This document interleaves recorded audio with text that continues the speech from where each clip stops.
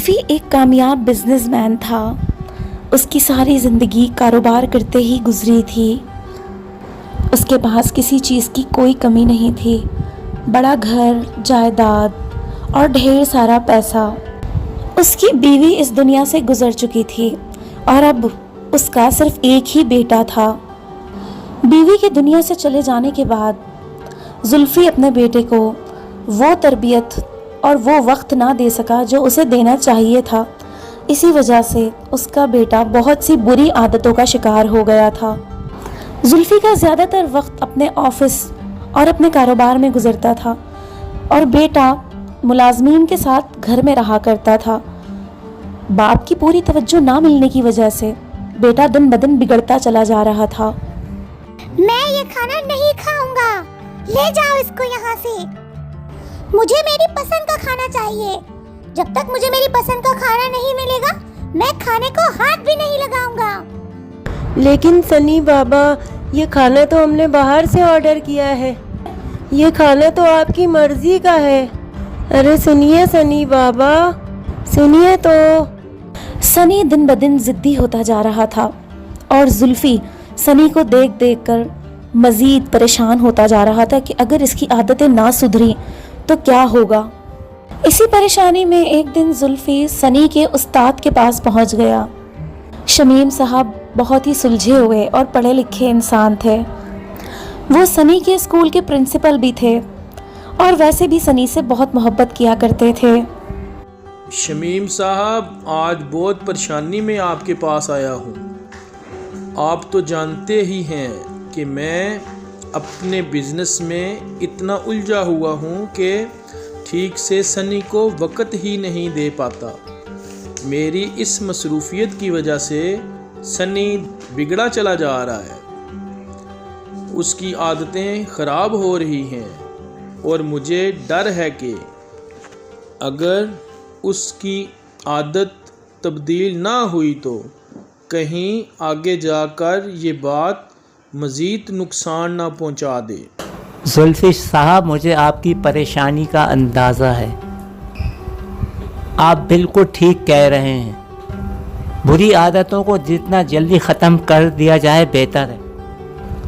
آپ پریشان نہ ہوں، بس ایک کام کیجیے، سنی کو آپ میرے پاس لے آئیے اور ایک دن کے لیے اسے میرے پاس چھوڑ دیجیے۔ مجھے امید ہے کہ اس کی یہ عادتیں انشاءاللہ جلد ختم ہو جائیں گی۔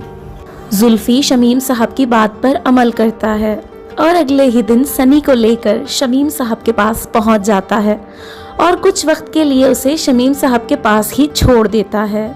آؤ آؤ بیٹے، سنی کیسے ہو تم؟ بیٹا ایک کام کرتے ہیں، آج موسم بہت خوشگوار ہے، ہم ساتھ والے باغیچے میں سیر کے لیے چلتے ہیں۔ شمیم صاحب سنی کو اپنے ساتھ سیر کے لیے باغیچے لے آتے ہیں۔ موسم بہت خوشگوار تھا اور جگہ جگہ خوبصورت پھول لگے ہوئے تھے۔ سنی بیٹا ایک کام کرو، سامنے جو پھول لگا ہے بہت ہی خوبصورت ہے، تم ایسا کرو یہ پھول میرے لیے توڑ کر لے آؤ۔ سنی آگے بڑھتا ہے اور وہ پھول توڑ کر شمیم صاحب کے لیے لے جاتا ہے۔ ارے واہ، یہ تو بہت آسانی سے ٹوٹ گیا۔ ایک کام کرو بیٹا، سامنے جو چھوٹا سا پودا لگا ہے ذرا یہ بھی توڑ کر لے آؤ۔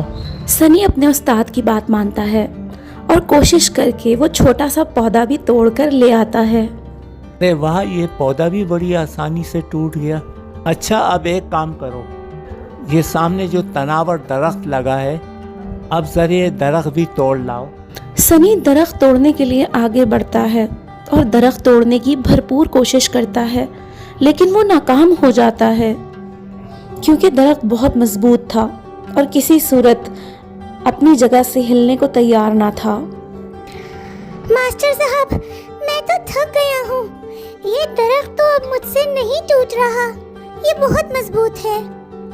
سنی دیکھا تم نے، وہ پھول اور وہ پودا، وہ دونوں کچے تھے اس لیے آسانی سے ٹوٹ گئے، لیکن وہ مضبوط تناور درخت اپنی جگہ پر وہ مضبوط ہو چکا تھا، اس لیے اسے اپنی جگہ سے لانا مشکل کام۔ یہی مثال ہے ہماری عادت کی بھی، ہم جتنی جلدی چاہیں اپنی بری عادتوں کو ختم کر لیں، یہی ہمارے لیے بہتر ہے۔ اگر ہماری عادتیں ایک بار مضبوط درخت کی طرح بن گئیں तो फिर उन्हें अपनी जगह से हिलाना नामुमकिन है।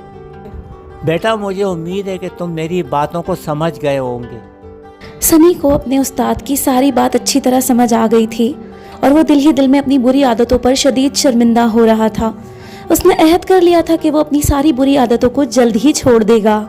दोस्तों, हमारी बुरी आदतें भी कच्चे धागे की तरह होती हैं, इसलिए जितना जल्दी हो सके कच्चे धागों को तोड़ देना चाहिए, क्योंकि अगर हमारी बुरी आदतें एक बार लोहे का तार बन जाएं, तो फिर उनको तोड़ना मुश्किल ही नहीं नामुमकिन हो जाता है।